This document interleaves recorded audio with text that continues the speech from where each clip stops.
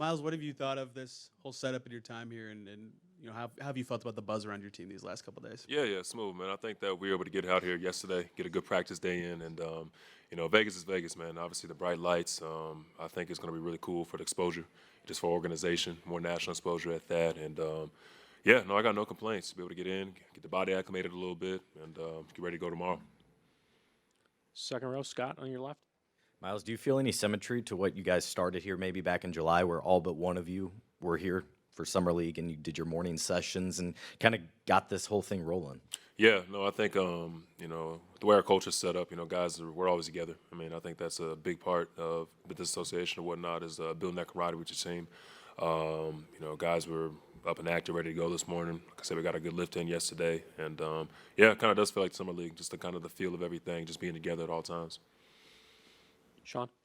Yeah, your team hasn't really been in any kind of meaningful games yet in the postseason, but based on what you've gone through, do you have an idea about your teammates, what to expect if you got into those sort of meaningful games? Yeah, somewhat. It's still very early. This is what it's good for right now, being battle tested. For guys like myself who's been to the playoffs, I mean, you know what that level, that intensity, what it feels like. But for the guys that haven't, you never know until they actually get there. So when they have these reps this early in the season and exposure like this, or longer days like that, even like the longer media timeout stuff you don't typically see, like it's really good for that. Standing in the back left. Hi, Miles. I want to ask you about Tyrese. He's the leader of this team. He's one of the top scorers. You are here maybe with a trophy on Saturday. This year is the All-Star also in your city. You think maybe this is his year, the year of Tyrese Haliburton, and maybe the year when he can turn into one of the big stars of the league? Yeah, it's a slippery slope with that. I think Tyrese had his first All-Star berth last year, right? And you got a taste of, what that's like. Got to do the Team USA stuff this past summer. I think for him, everything's about winning. And I think he's made that, like, just kind of super clear with everything. And I respect that, being really even kill. It's easy to kind of come in here, get this attention and get that pressure and just taking a run with it. But I really think he's focused on, getting to that next level. He hasn't experienced that playoff type of atmosphere yet that, we alluded to over here. So I think that's what the most important thing is for him. But as long as you do things the right way as a team, in the way that he's playing right now, all the stuff like that just comes with it. The All-Stars, the individual accolades, that all this comes with as a byproduct of your success. Front row on your left. Hey, Myles. I wanted to ask you, number one is, how do you compare the atmosphere from the in-season tournament to the playoff atmosphere, with the Pacers? And then, two, you guys had some moments, you and Tyrese, in terms of chemistry. Drew kind of like veers out, on the pick and roll, and then you wouldn't set the pick. You would kind of just veer out. Just wanted to ask you about that. Was that something you guys went over? I think like Tyrese did like a double cross out of it, and then you wouldn't even set the screen. You kind of knew that move was coming. Did you guys talk about that before too as well? Yeah, first and foremost, I really rock with your page, bro. For real. Like, I like what you do. And second of all, so when teams start to switch like that, Drew has done that in the past, like when he played with, the Bucks, like he would like guard the five or guard guys out of position to try to put him on the primary ball handler. I would just try to slip out of everything as quick as possible. So now it gives Tyrese an angle. I think teams, well, when they switch 1 through 5, they kind of really get a little messed up of like, okay, do I stay? Do I slip? Do I go? And the way our offense is set up, we're all constantly moving at all times. So someone like Tyrese, all he needs is a slither. You know what I mean? He needs a little bit of space or a little bit of separation. He's going to make the right play. So there are things that we've definitely talked about, just not even in practice. It's like an adjustment you make in game. And what was your first question? Was the atmosphere you talked about being in the playoffs, and then we saw at the in-season tournament with the Pacers. It looked like that playoff atmosphere. I just wanted to compare those two. It was unreal. I personally haven't seen, Gamebridge rocking like that in the past like 3 to 4 years, since we've been to actual playoff environment. But what's that decibel thing called? Like, I'm sure that was off the charts, man. Like jet engine light type stuff. Like, it was amazing in there. And I know in Indiana what the environment was. Not sure what the environment will be here, but I know back home, like that was they were very deserving of like that game. It was very high level, a lot of high intensity. So it was fun stuff. Joe here in the front. Hi, Myles. Something lighthearted and then bigger picture. Do you have any ideas for what you want to do with the prize money if you win? For me personally, I'm at that point in my career where I'm doing like a lot of investments and whatnot. So making my money work for me, that's kind of a really big thing for me. Like starting to buy up land and whatnot, back home in Texas. That's something that, other adventures and whatnot that I'm really starting to get into. So I don't really have like the playful answer. I'm just kind of at that point where, once you're making money and you've made money, you want to continue to generate revenue. So that's a big thing for me. Obviously some money go back to the fam and whatnot, but I think it's more important for the guys that haven't got to that next contract yet or are two-way guys. I mean, that type of money is like life-changing money for them and stuff that they can do with that. So I think it's amazing what the NBA, the opportunity they provided with this. And then my follow-up to that was, why do you think, from a player's perspective, that this tournament works? What is the motivation for you to win tomorrow, win the championship, all those things? It's just the stage, man. I think for a team like us who doesn't really play a lot of nationally televised games or is in like the big market media like that, this opportunity is second to none, and you don't take it for granted. So given this opportunity to go out there and play and play the game at its highest level with its highest peak exposure, that type of stuff is fun, man. We look forward to these type of environments just as hoopers and whatnot. So. Yeah, no, I'm really excited just for the opportunity. I'm excited for for our young guys that haven't really got to experience like that, that playoff feel yet, and just our organization as a whole. Right in front, your second row. Myles, you've reflected a lot this season on being in Indiana for so much of your life. So now being here, what does it mean to represent the Pacers in the first ever one of these? Yeah, no, it's big time, man. I think it's just for someone who's seen the organization go through as much as it's gone through, the highs, the lows, ups and downs, just the rebuilds to where we are now. It's a little bit of fruit of your labors, it's fun stuff. Like I said, the opportunity is something that, it's definitely a blessing, but I'm excited to go out here and just, get the opportunity to play a little matinee action, We got last two on here, and on the end. Myles, you've talked a bunch about how you guys think this tournament is an important thing for you guys, chance to get yourself out there and win a championship and also get it out on the stage. But what are some things you think could improve this thing next year going forward, whether about the format or the courts or anything about it? Like, what are some things you'd like to see tweaked to make it better next year? I know for me personally, the money incentive is like really cool. Obviously, it's for someone like myself, like it's awesome. As we just talked about that, but to have more impact on the season itself, obviously it's early, but for teams that are playoff hopefuls and whatnot, like I'm not saying like an automatic playoff bid. Like I don't think that's something that you can really just ask for right away. But I don't know, maybe something like. At the end of the season, like if you have like a tiebreaker with somebody, maybe if you win this tournament, like no matter what, you get an automatic tiebreaker or something like more something that has to do more like I guess your record, not just like a monetary incentive. I mean, I think that'd be dope. As far as the travel and everything, I think it's been smooth. We got here, was able to acclimate and whatnot. I can't really ask for too much more. I think that. The NBA did a good job with just the whole ideology of this all, just boosting revenue, just getting more eyes on us, at that usually dead period of the season. So, yeah, man, other than just different than monetary, that's about all I can think of. Last one, second row on the left.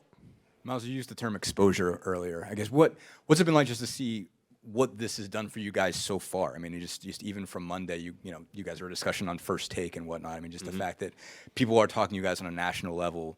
Just from this, what's it been like to kind of experience that this week? It's cute. I'll say that. Like, it's not. Don't get me wrong. Like, we love being talked about here and there. It's what we ask for. But like, no one's gonna take us seriously until you actually take that next step. And like for me personally, that's what I care about. Like, it's cool to have your little first takes and like your talks on SportsCenter, this and that. But we want more. You know what I mean? We're not satisfied with just just a mention and whatnot. Like, I think we still kind of feel like guys don't take us serious enough yet. And, until we go out there and actually start winning more meaningful games or have the chance to, play on national TV and take care of business, like it's not really going to mean anything. So the in-season tournament is great. We're obviously, our eyes are set on this championship, but we have huge goals this year. And a lot of that is getting back into the playoff fold of things. So, yeah, we'll take the mentions where we can get them, but, bigger picture always. Thank you, Myles. Joe, first question here on one in the front. Tyrese? What's up? Hey, how you doing? Good. Two questions for you. Do you think an IST championship warrants a banner? And have you thought of something to do with the prize money? Because I know you've already won some to get this far. Like, do you have anything earmarked for whatever prize money you end up getting through this? First part of the question, I think at this point in my career, because I haven't done anything yet, I'll take a banner. but I'm sure LeBron would not answer the same way. But nah, I mean, it's a good question. We'll see. We'll see what happens. And then second part of your question, just probably treat my teammates as something nice. That's definitely the goal. Next question, front row on your left. The emotional high of the other night, how are you able to just put that to bed and just focus on the task at hand tomorrow? Yeah, it was a tough night to get to sleep for sure. Just relishing in the moment. I felt like I was probably the last one to leave the arena because it was just such a special moment for me and I think our team as well. So yeah, you just got to put it to the side now and understand what's in front of us. We beat Milwaukee earlier in the year. They're gonna want to come back and get us, not just because of the in-season tournament, just because we beat them earlier. So got to be prepared for that, and it's an exciting moment for our team. Second row over here in the center. Have you felt the buzz around you and this team in the last couple of days, and how do you kind of manage that with the task at hand this week? Yeah, for sure. I mean, how do you not feel the buzz? We all got social media. We all got stuff like that. So, yeah, it's hard not to. But, like we've talked about all year, the better we play, the more love we're going to get. And you got to, take that in stride, but understand that can be a poison to a sense at the same time. You still got to do what you do and approach the game the same and, just play Pacer basketball at the end of the day. Tim, over here on the right. Tyrese, you've been a big proponent of this all the way through. I was just curious, now that you've got to this point, been through an elimination game, been through the group stage, I was just curious if you have any ideas to potentially improve this or tweak this format going into next year, as somebody who's been a fan of it and likes the way it's played out. Yeah, I'm curious to see what changes next year. I would assume that, the league would probably like more teams to be in Vegas. And at the same time, just to avoid the tiebreaker kind of mess that was going on. Everybody was like, who wins, what happens? I think maybe playing a couple more games, maybe outside of your group, maybe in the other conference, something like that. Just playing more games to, have more, different scenarios with tiebreakers and make it make a little more sense. But I'm curious to see what it looks like next year for sure. On your left, second row. Ty, in what ways have you enjoyed going through your first big games for the first time, but more so as a team, because most of the guys on this roster have none of that experience? Yeah, it's been a lot of fun. I think we all are NBA fans first and foremost, so we've all seen it, watched our favorite players do it. So to be a part of it is pretty cool. To get a taste to, be playing on national TV and stuff like that is cool. You just, want to keep doing it, and, you got to win to do that at the end of the day. Straight back on this side. The league has made so many strides in events here in Vegas. Just what's the excitement level of the guys to be in the city to have this here? Yeah, I mean, it's Vegas. Like, it's fun for everybody. A lot of people in the league feel like this is probably where the league, would move to if expansion happened or anything like that. And I think everybody would love that because, who doesn't love Vegas? Summer League is always fun for everybody. So it's really fun to be here, and I'm looking forward to seeing, what the crowd looks like tomorrow and just the excitement in the city around these games. Number 2, front row. Right here in the front row on the aisle. Hey, Tyrese. Just wanted to, just watching you play these last couple of games, you still play with a crazy chip on your shoulder, even though, you're starting to accomplish, a lot. Does that still stem from high school and in the draft, and then you're shooting 40% in college and also now? Do you still have that in the back of your mind, like going out there playing with a crazy chip on your shoulder still? Yeah, for sure. I think all the greats do. They find the little things that give them a little bit of an edge and supposed to be here, you know what I mean? And so I'm just relishing in that moment and loving that. I was a no star in high school. Like, I know people say 3-star, but I was a no star, So, yeah, definitely I use everything that I can to give me a little bit of an edge for sure. Next row back on the aisle. Ty, now that you're here, does this have some kind of NCAA tournament feel to it? It's just the Thursday, Saturday, neutral court, and also you guys kind of come in a little bit like you got a couple upsets in here. Do you have some kind of sense of that? I guess. I mean, I got eliminated in the first round, so not like I can really relate to the NCAA tournament. But I think the early game and I think that kind of plays a little bit of a part to it. But, yeah, I think guys who have really played in the NCAA tournament can relate. And I think just also the one-game elimination, one game you got to go home, I think that brings a lot of juice to these games for sure. Joe here in the front. Also, pool play in pool play and then knockout stage seems to be kind of like the same thing. I wanted to ask about motivation to win this tournament. I mean, it does seem like across the league, interest was high on the court with the players. Is the motivation to win something that's new? Is it the prize money? Is it for you? Like, you've talked at length about how you haven't won anything Yeah. in a long time. So I'm just curious what you think the motivation league-wide is for this tournament. I look at it as the motivation is to win. The motivation is, we play in the best league in the world with a bunch of the greatest competitors in the world. And so, I mean, I don't know if people really care what the prize is, to be honest with you. You just want to win because you want to say that you did and others didn't, And I think that matters. So, I mean, the prize money is cool, but, I mean, everybody knows, like, we're all NBA players. Everybody has money, whatever. The championships, wherever it goes, is going to stay within the arena's hand or with the organization's hands or whatever. But I think it's the competitive nature of it. I think that's what it is. Everybody in the NBA is elite competitors and wants to win. And so I think that's what it comes down to at the end of the day. I think it's not like there necessarily needs to be an external reward. It's about winning. We're all great competitors. Standing in the back left. Tyrese, Damian didn't play in the first matchup against the Bucks. What's the biggest challenge facing him in your specific matchup against him bring on to you? Yeah, I mean, he's Damian Lillard. Like, he's one of the greatest, point guards that ever played this game. Obviously, we know what he brings to the table with his shooting ability. It's been well documented, the pick and roll between him and Giannis, or with Brook as well, with Giannis on the backside. So we just got to be prepared for that.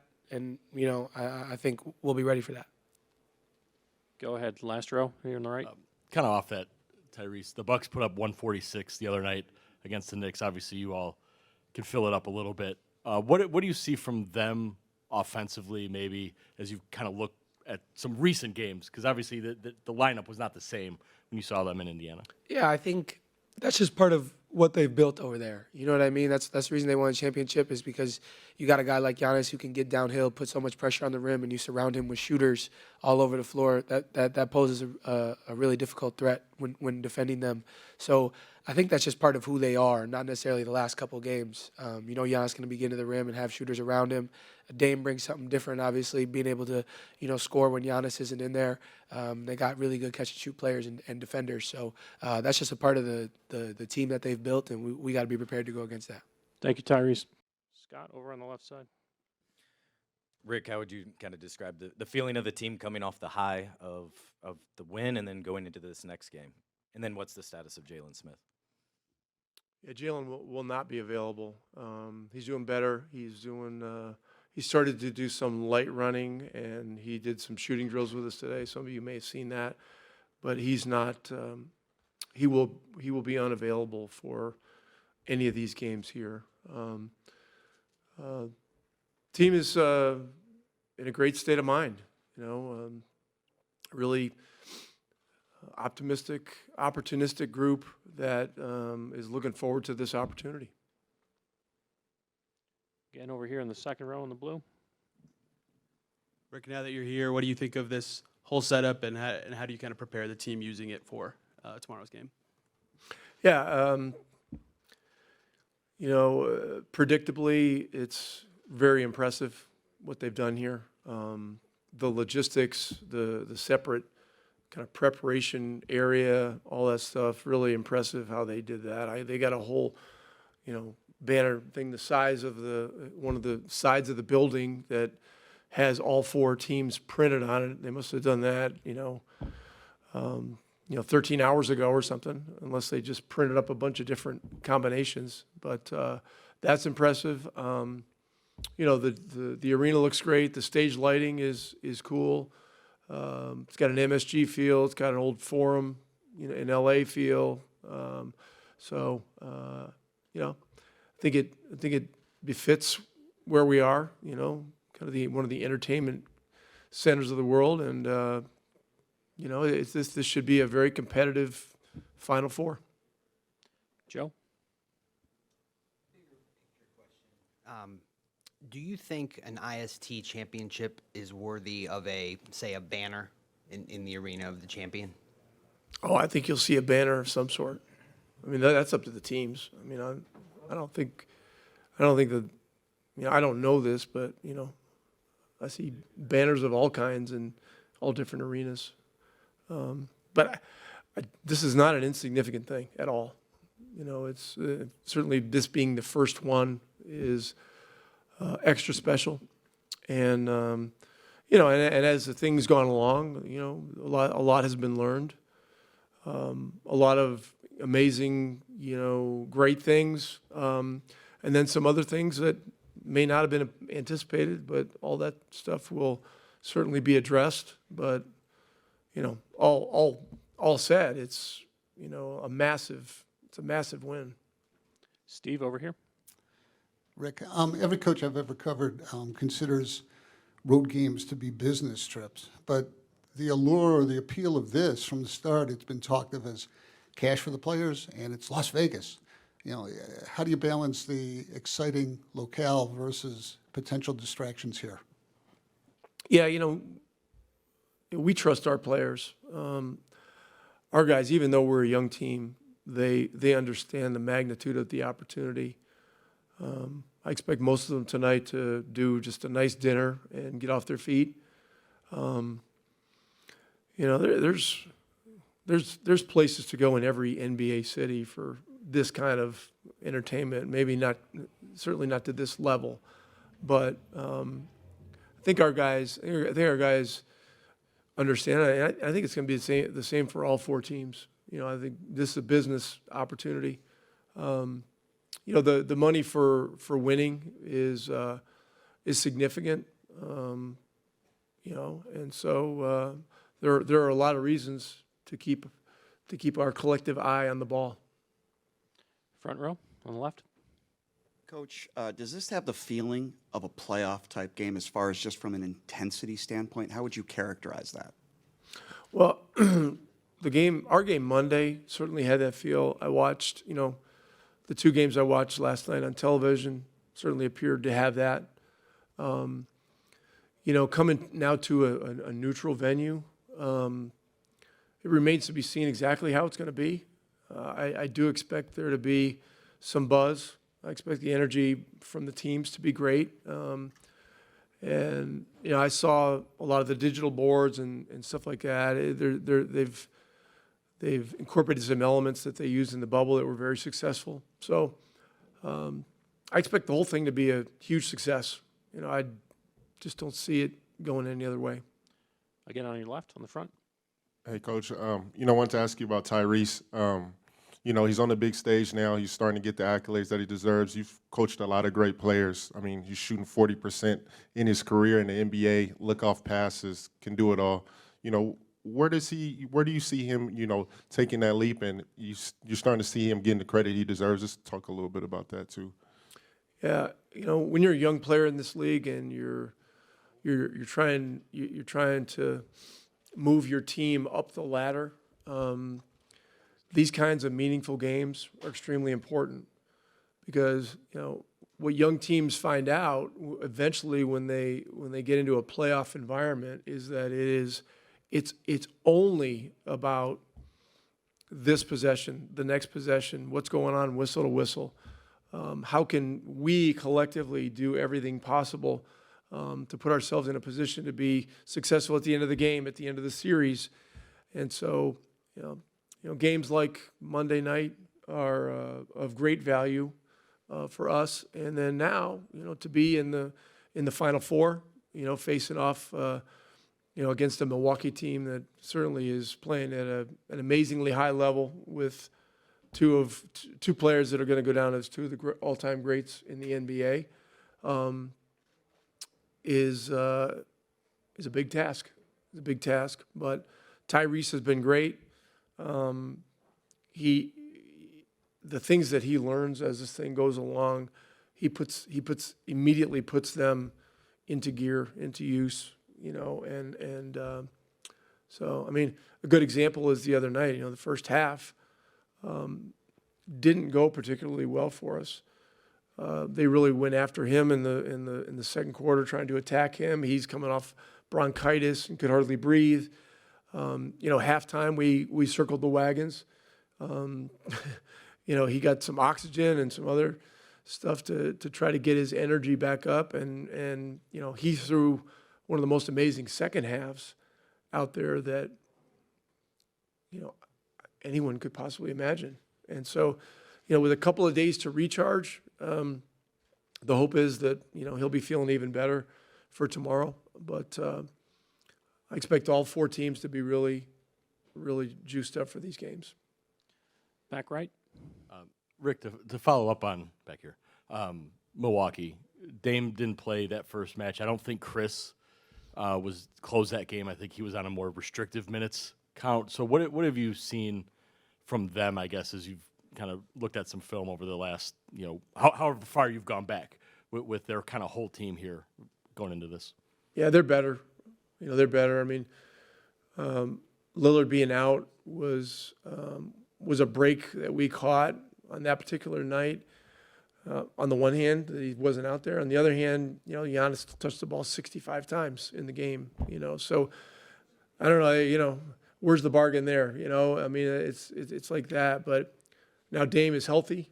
Giannis is Giannis. Chris Middleton is another great player and an all-star. And if you look at his minutes trend, he's playing a few more minutes than he was earlier in the season, and he is finishing games now. So, the challenges are many. So we'll have to be ready, and we're trying to we're playing the role of a disruptor here, against a lot of these great players, and so we have to be really good at trying to implement our game as opposed to allowing them to play theirs. Last one on the left side. Rick, you used the term Final Four a couple times in there. I mean, does this have an NCAA tournament-ish feel to it? Is that a sense that you get from this? And when you use the term disruptor, I mean, do you feel like a team that's almost like a tournament team that's come off a couple upsets coming into this? Well, it's 4 teams that are playing for the cup, so I'm not trying to get too much into acronyms or metaphors or anything like that, but this is the first in-season tournament. It's the first NBA Cup. The level of interest has been phenomenally high, and we're coming in here with guns blazing. That's how we got to play. That's how we've been approaching the entire season, and that will not change. Thank you, Coach. Thanks.